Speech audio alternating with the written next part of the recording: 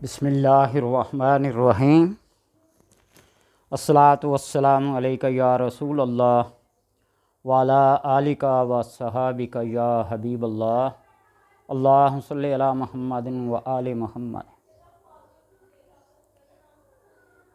میری ہر ویڈیو کے اندر پوری تفصیل موجود ہوتی ہے، پڑھنے کا طریقہ، وقت اور تعداد، یہ ساری اس میں بیان کر دی جاتی ہے۔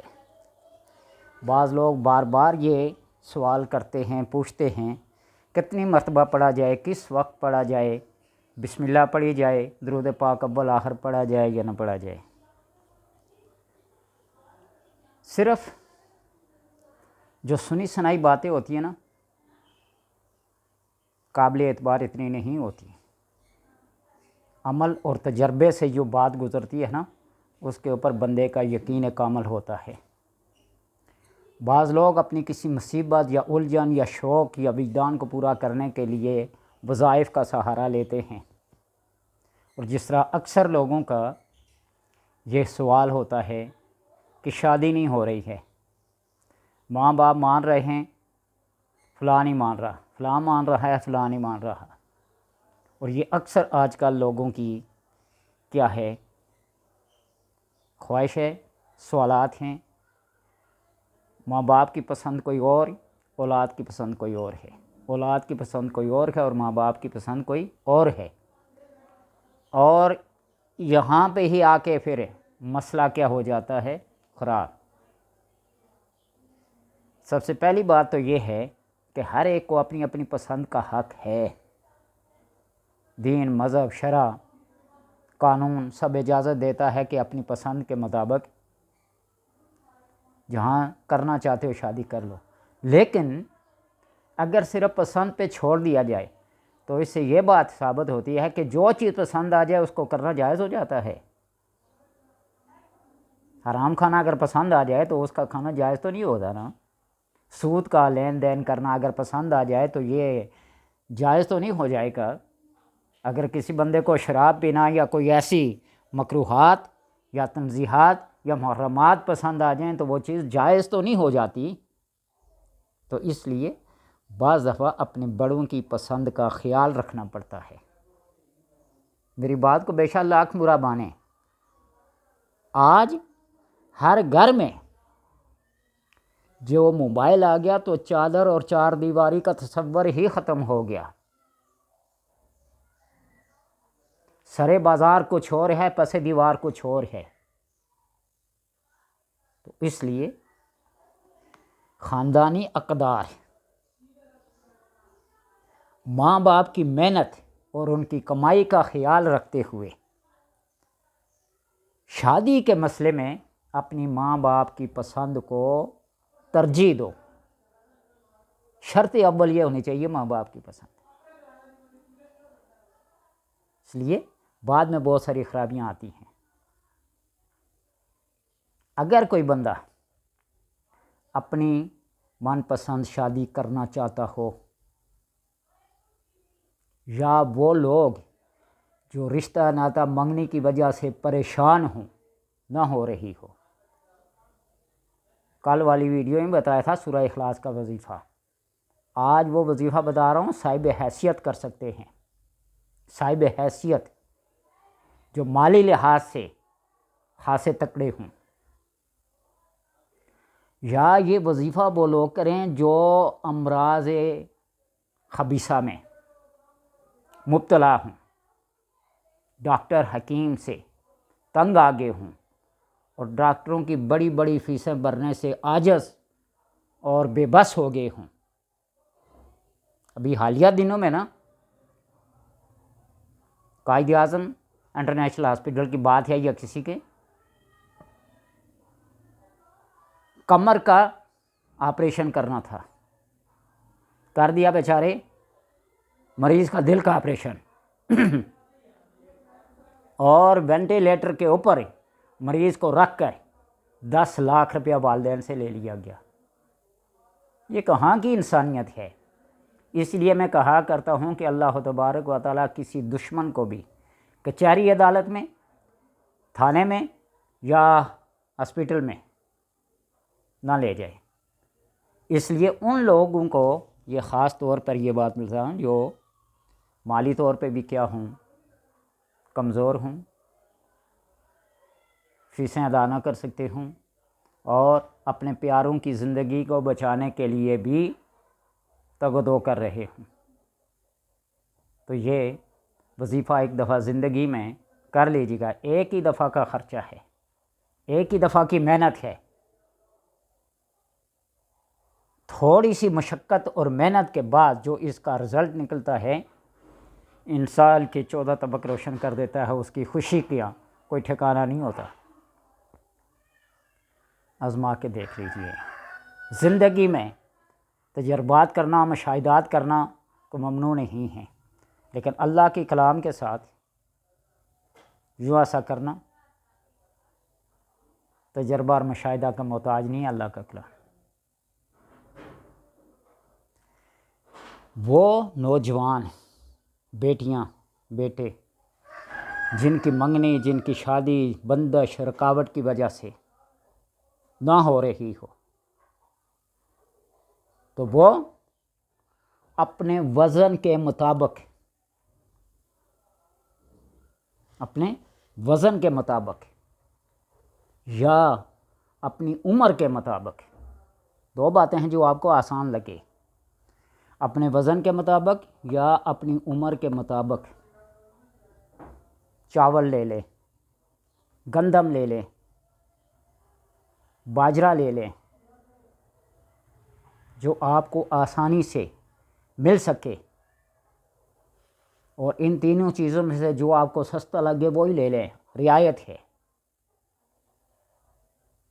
چاول، گندم یا باجرہ، اپنی عمر کے حساب سے یا اپنے وزن کے حساب سے۔ اگر کسی کی عمر 30 سال ہے تو 30 کلو لے لے، اگر کسی کا وزن 50 کلو ہے تو 50 کلو لے لے، اپنی استطاعت کی بات ہے۔ اسی طرح مریض بھی جو لا علاج قسم کا ہو، امراض خبیثہ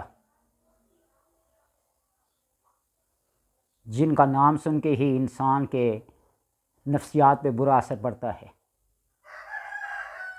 بعض ڈاکٹروں کا یہ قول ہے کہ کینسر کوئی بیماری نہیں ہے، یہ تجارت ہے، لیکن نام سن کر ان کے اوپر ایک دباؤ پڑ جاتا ہے، پریشان ہو جاتے ہیں۔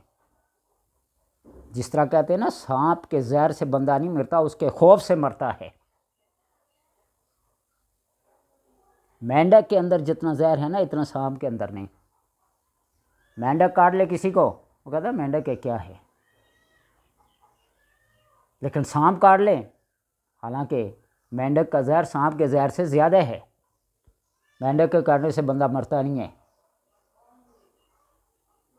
سانپ کے کاٹنے سے فی الفور اس کے حواس پہ سوار ہو جاتی ہے یہ بات۔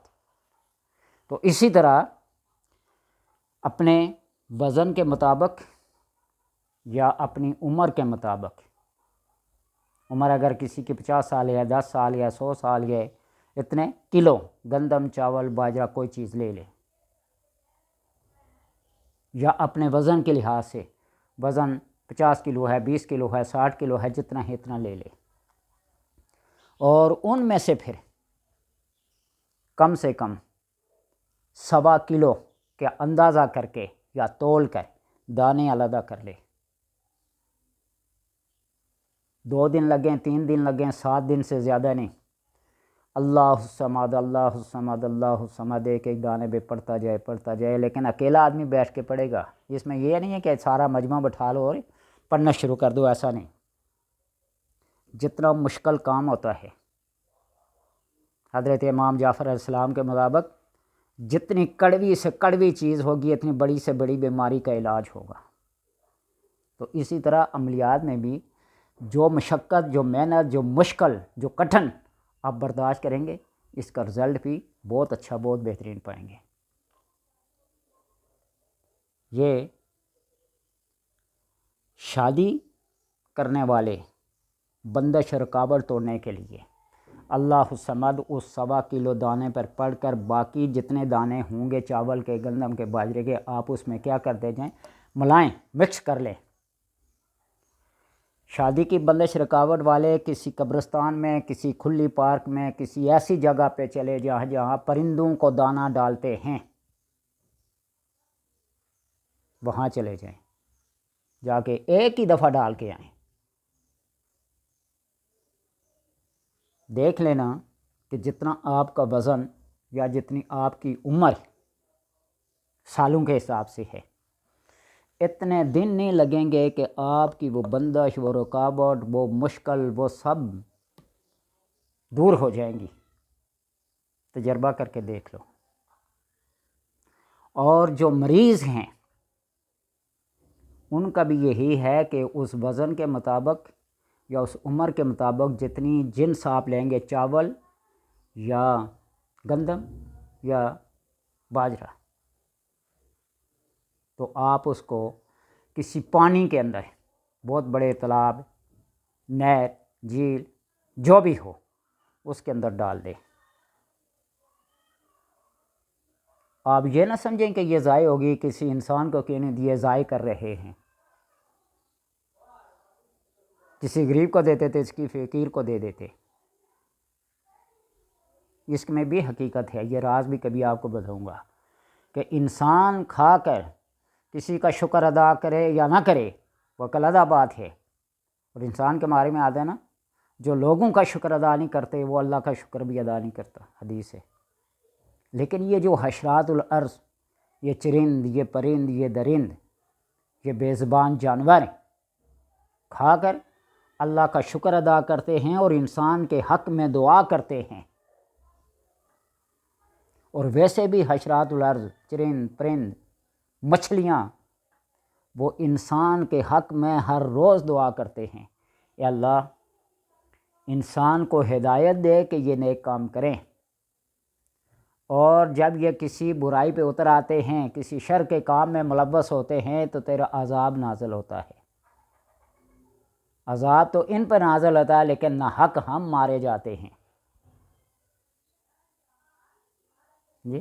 تو اس لیے ان بے زبان جانوروں کو، چرند کو، پرند کو آپ صدقہ اور خیرات دیں تو یہ آپ کے حق میں دعا کریں گے۔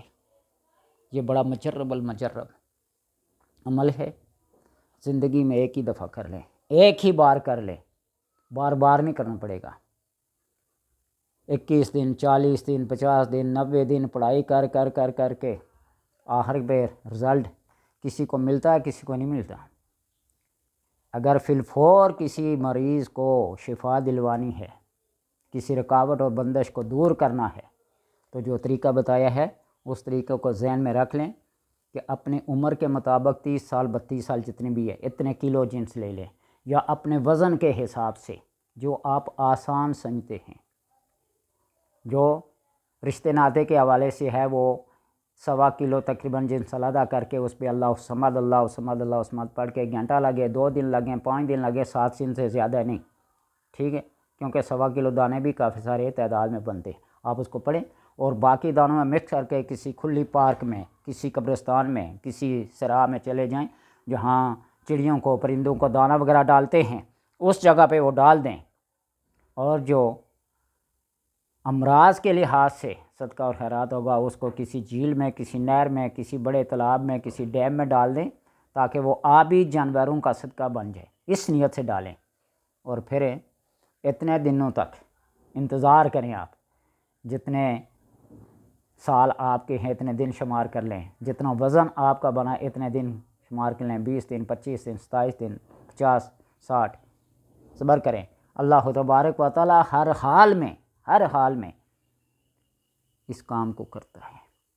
اللہ کے تبارک و تعالیٰ کی تقدیر کو ٹال تو نہیں سکتے، لیکن بعض تقدیریں ایسی ہیں جو دعا کے ساتھ معلق ہوتی ہیں، کسی صدقے اور خیرات کے ساتھ معلق ہوتی ہیں، ان کا تعلق ہوتا ہے۔